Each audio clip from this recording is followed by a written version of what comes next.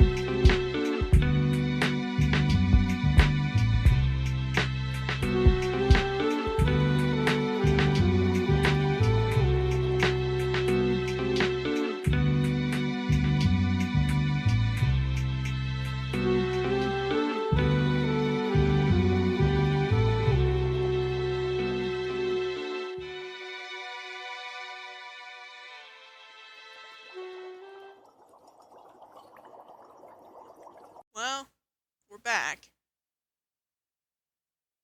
I actually set up a poll on the episode on Spotify last week, and the viewers, although there's only a couple, chose going over scary games. So that's what we're going to do today. We're going to I'm gonna talk about it. talk about scary games and anything spooky, because we love that. We really do. Okay, first of all, we're going to talk about Chilla's art games, because those are so good. They carried the entire horror game community for like a year straight. They're so well scripted. Yeah. I mean, who doesn't love a Japanese horror game? I mean, we surely do, that's for sure. Absolutely. You can see all the time and effort it took to make it. It's evident. Okay, let me give a little summary here. Okay, the convenience store first, because I believe that's the first to go viral. That's what I saw.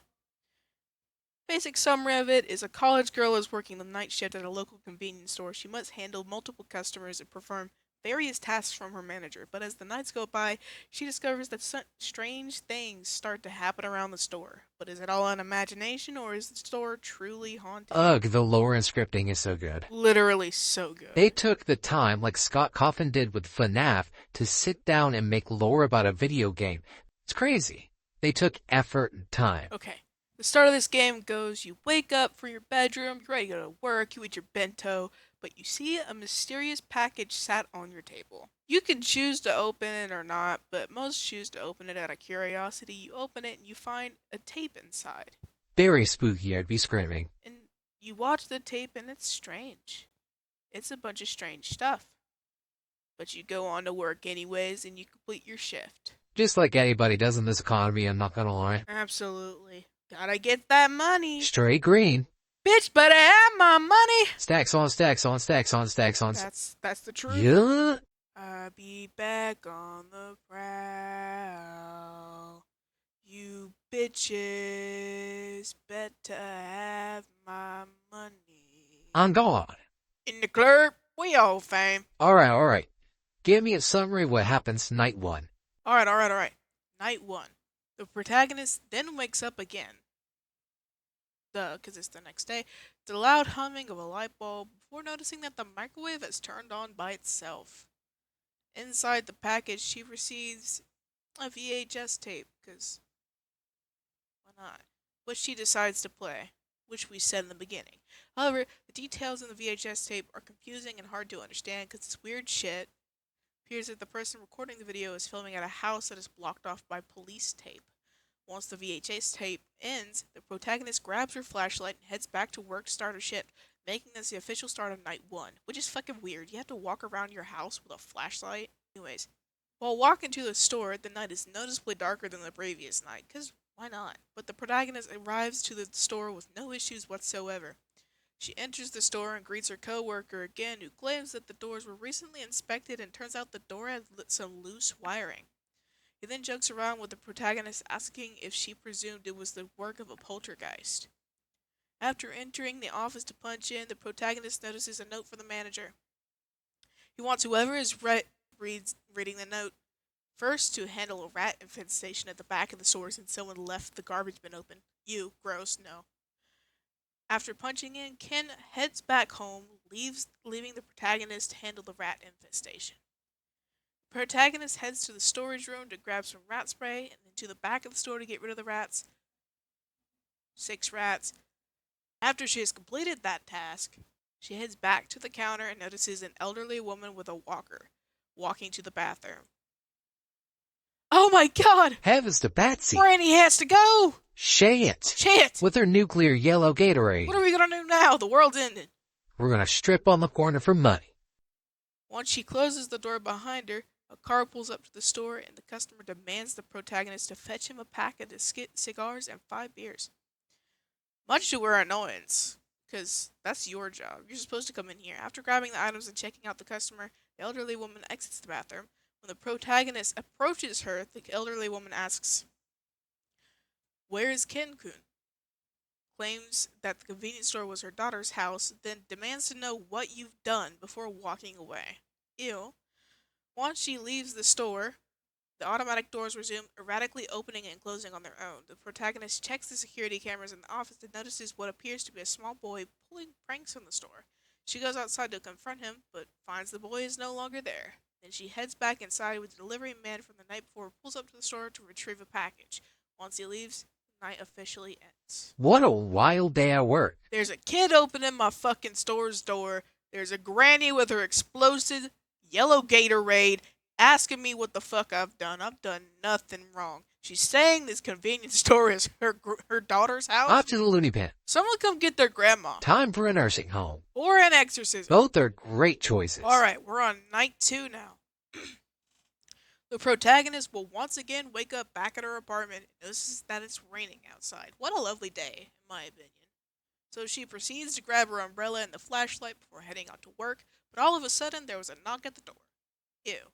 The protagonist opens the door and notices a package on the ground, but no one there to greet her. She opens up the package, revealing another VHS tape. She plays the tape with the footage, showing what seems to be a house, but no clear intentions on why the person decided to film it. Once the tape ends, the protagonist will head off to work. However, when she arrives, Ken is not there at all. The protagonist then heads to the office to punch in, only for him to pop out of the lockers to jump scare her. Disgusting. He apologizes afterwards and promises he won't do it again. After the protagonist punches in and Ken heads back home, she then notices a note left by the manager who wants whoever is reading it to restock some of the items since some of them are missing from the shelves. The protagonist will start grabbing the items from the storage area and begin restocking the shelves. But at some point, when the protagonist continues to grab more items, the door to the storage room closes on her. She tries to open it, but the door is now locked.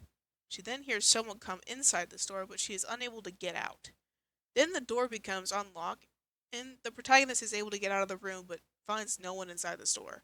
So she continues work as normal until a maintenance worker named Hamada lets the protagonist know that he will be inspecting the air conditioner as the manager reported it was acting funny. He then goes to the back, and the protagonist can either look through the security cameras or head back to see what he's doing. Either way, she eventually discovers that that area that was covered in police tape has been ripped off.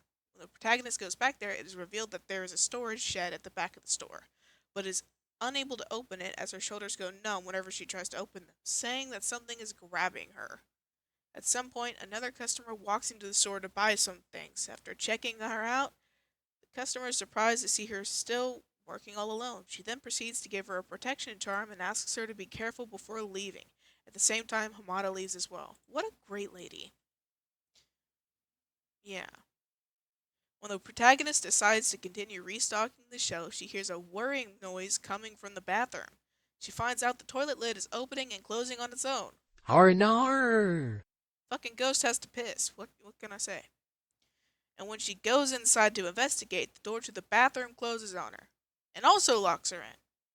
She hears the sound of the automatic doors opening again, but is unable to get out of the bathroom. Eventually, the door unlocks and the protagonist notices that some items fell onto the ground. Some clicking noise is also being heard.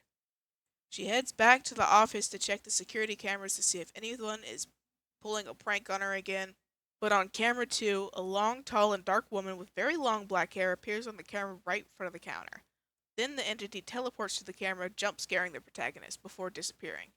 The protagonist then leaves the counter and notices a pile of talismans on the floor. She picks them up and heads to the back of the store and to the storage area. She places the talismans on the door but is still unable to open the door without a key. Luckily, inside the air conditioner is a key, and conveniently a wrench that was left by Hamada is right next to the air conditioner.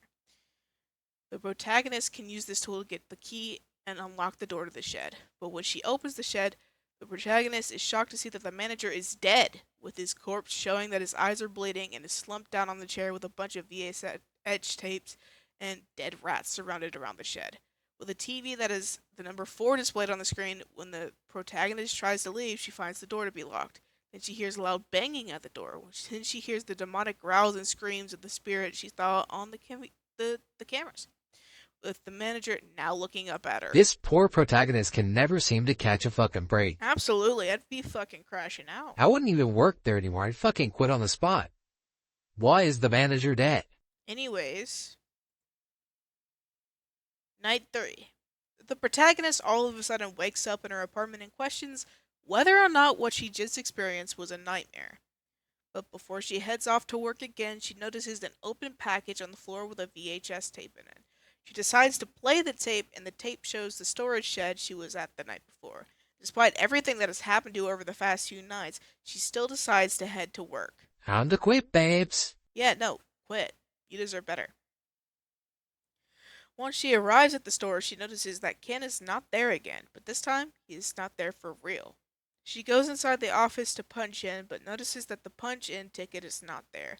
Also, a note from her manager isn't there either in its usual place. She then proceeds to leave the counter only for her to discover that the store has all of a sudden become pitch black, with rusted nails all over the ground, creaking noises heard, and the doors have been locked. And the items around the store have now been replaced with televisions, accompanied by the demonic grunts of the vengeful ghost. When the protagonist goes back to the office to watch the security camera, she discovers that the little boy who was pranking her on the first night, now revealed to be a spirit, is wandering around the store. He occasionally looks up at some of the TVs before continuing to walk around the place again. This will cause the protagonist to solve a puzzle in which the player must turn on 4 different TVs that the boy was looking at. If the player gets at least one TV wrong, the TVs will turn off and the player will have to try again until they get it right. When they got the puzzle correct, the protagonist can go to the storage area where she will notice the boy is back there sitting on the down on the floor crying. But when she goes over to them, she turns around to see the same vengeful spirit that she had encountered from the previous night, but the protagonist blacks out, only for her to wake up and discover that the convenience store is back the way it was before. Then she hears the sound of an automatic door opening and goes over to check it. That's when the protagonist notices a VHS tape has been left there and decides to take it home with her. Ooh, we're leading up to the last night. It's been really spooky so far, but this is night 4. The protagonist wakes up in her apartment again and finds the VHS tape she grabbed the previous night laying on the ground. From here, the player can choose what the protagonist should do with the VHS tape. We're going to read both endings. Alright, the bad ending. If the protagonist decides to play the VHS tape will show someone filming outside of the protagonist's apartment window, which shows her on her bed. Then the VHS tape ends. After the screen cuts to black for a few seconds, the protagonist hears the same demonic growl she heard at the convenience store and is unable to move her body. Then, the demon she saw at the store crawls onto her bed and kills her. The same ending will happen if you decide to throw the tape into the trash. The only difference is that the footage from the VHS tape will not play. Very spooky. Very, very spooky. Good ending. If the protagonist decides to put the VHS tape into a package and send it off to somewhere else, the protagonist will feel a sense of ease come across her. She still questions whether or not what she experienced was real or not, so she decides to look on the internet to find more about the convenience store's past. She discovers via forums and old articles that a gruesome murder took place on September 14th, 2009. It was revealed that a home used to exist on the property where the store currently exists. The man, who was the mainstay of the family, was constantly harassed by his boss at work and complained to his colleagues about it. Due to the constant bullying and harassment followed by depression, the man ended up arriving back at his house with an emotionless face and decided to kill his son with a kitchen knife while his wife was at a grocery store. Gross, I know. The wife arrived back home only for her to be killed as well, with the husband killing her by puncturing nails into her body while also puncturing nails into her stomach to kill their unborn child. He then hangs himself on the next day. Completely disturbed by this, the protagonist decides to call her manager to tell him what she just discovered, but the phone calls were never picked up. By the time someone did answer, it was a franchise leader named Mr. Hozo, who wanted to let her know that the manager is actually dead, with his body discovered in the same shed she was in. Completely disturbed by this, the protagonist decided to quit her part-time job and refused to ever go near the place again. The day after she quit, the store closed down due to poor management. After some time, the protagonist felt better about the whole incident, but when she walked by the now closed store one day, she heard the voice of a little boy and discovers that the woman she encountered was still standing inside the store. God, the lore is so good. Like, actually, it's really, really good. What a great conclusion to a very well-scripted game. Likewise. We'll be right back after this break. Hey, looking for something different this holiday season? Death Beyond the Sea takes your grandma's Christmas favorites for a swim in the deep end with their new Christmas album, Happy Holidays from the South Side. Queer-owned, women-powered, and holiday-approved, I say it's worth a listen. Go check them out.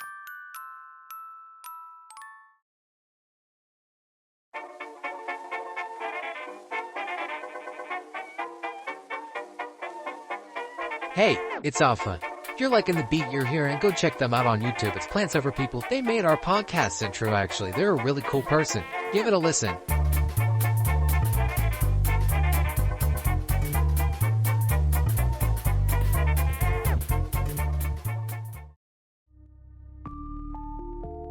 Hey, it's Quinn. In need of a new true crime podcast? Go check out my other podcast, The Horror of Reality, where I talk about anything crime related. My last episode was on the Turpin case, and I'm working on more, so give it a nice listen, why don't you?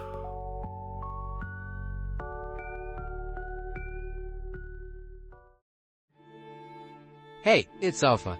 In need of anything rock and roll related? Want a memorabilia of all your favorite pop stars that passed away? Need things for your Dungeons & Dragons campaign and extra dice? Check out Death by Dice on Facebook. They travel all around, going to different conventions. They're lovely, funny people, and I'm sure they would love to meet you. Check them out.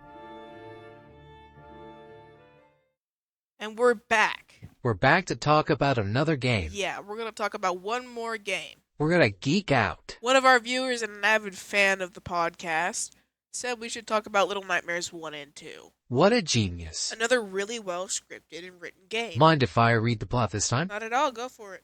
Alright, so the plot of Little Nightmares 1, 6 is a 9-year-old girl in her yellow raincoat, awakens from a dream of a woman wearing a kimono and a no mask.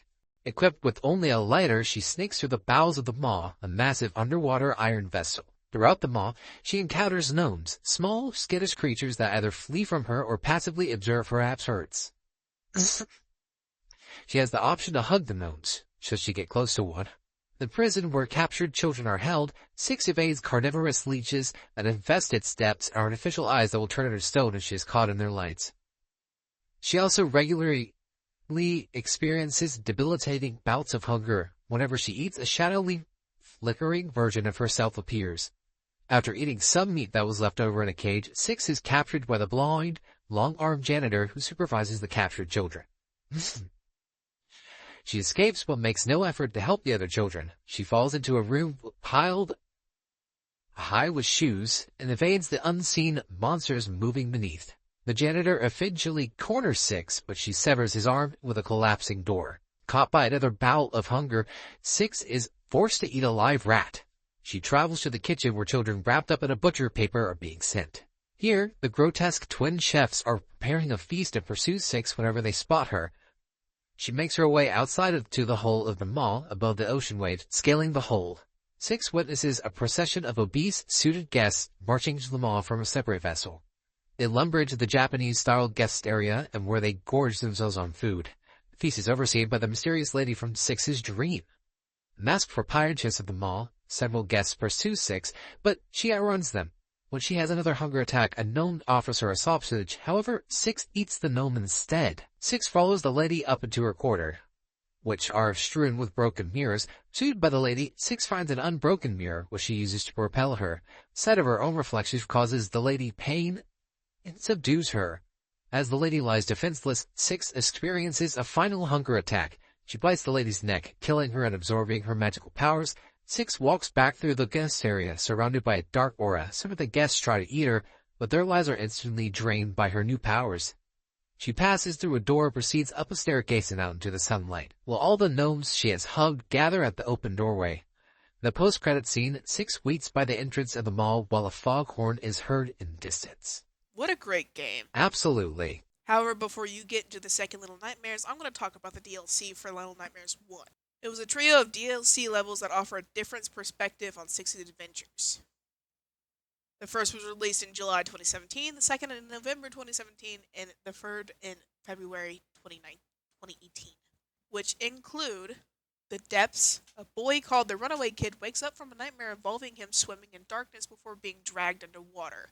After leaving the nursery, he follows a girl who is also fleeing but later disappears. She leaves behind a flashlight, which the Runaway Kid takes. The Runaway Kid falls into the depths of the mall, which are heavily flooded. He avoids leeches and makes his way across by hopping on floating platforms. The depths are home to the Granny, who swims underwater and attempts to grab the Runaway Kid either by bumping/destroying the floating platforms he stands on, or by snatching him if he is in the water for too long. After pushing a plugged TV set into the water to electrocute the Granny, the Runaway Kid leaves the depths, but is then captured by the janitor. The final scene shows the Runaway Kid in a cage next to the other trapped children, including Six. The janitor pulls the Runaway Kid's cage away, paralleling Six's main game story just before she wakes up in her cage. The second one, which is the hideaway, wrapped in the butcher paper and ascending on a hook towards the kitchen, the Runaway Kid breaks free and falls into a new level of the mall. Finding an engine room where gnomes throw coal into a furnace, after evading the janitor, the kid uses the gnomes to power up the furnace. The bucket elevator in the engine room becomes fully functional and lifts the Runaway Kid up to a furnace room, where more gnomes are gathered, their shadows cast by the furnace's light resembling children. After leaving, the Runaway Kid finds himself on top of a rising elevator occupied by the lady.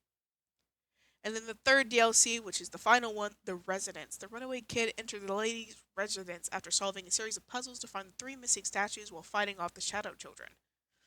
He finds the lady looking at herself in a mirror, her unmasked face in the reflection shown to be gruesome and deformed.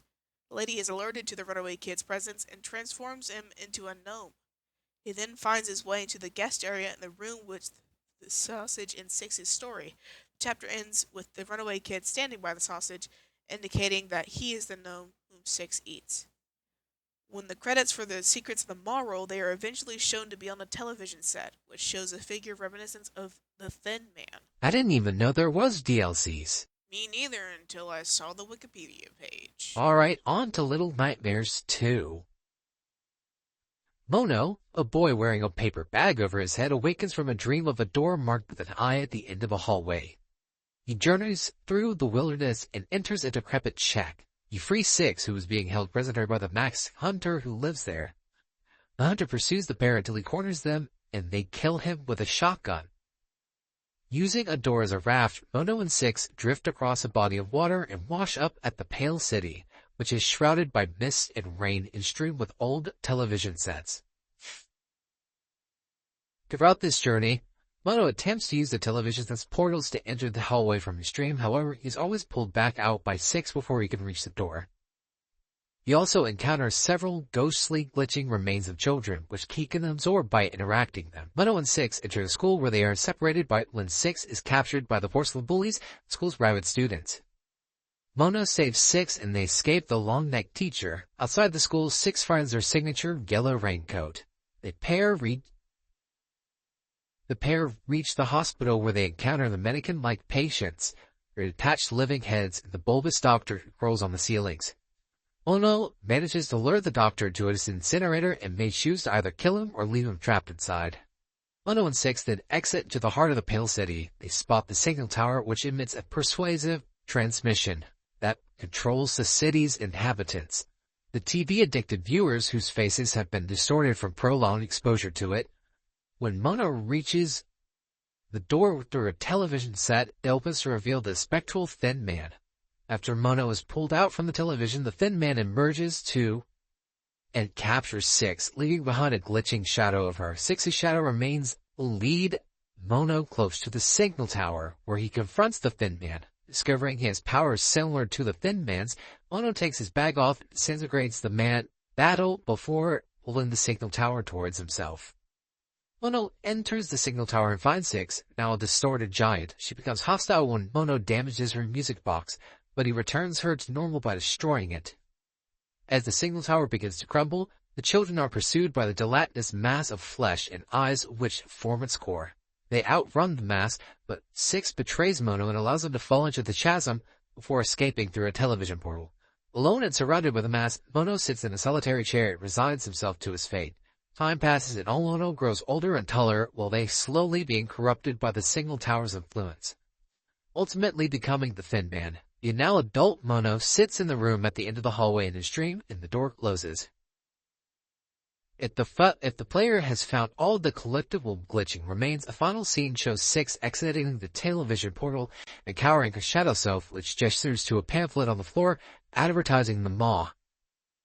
Six's stomach suddenly growls with hunger. God, I remember sitting down and watching Little Nightmares 1, watching Corey Kenshin specifically play it, and I was stunned at the graphics. It's great. They're good-looking games. They took the time to make the atmosphere creepy and enjoyable. Absolutely. Unfortunately, that is all the time we have for this episode today. Indeed. Thank you guys for watching the semi-visual one on YouTube or listening to the podcast on Spotify. We loved y'all. Rock on, weirdos. And thanks again, Plants Over People, for this awesome intro. We couldn't have done it without you. We're awesome sauce.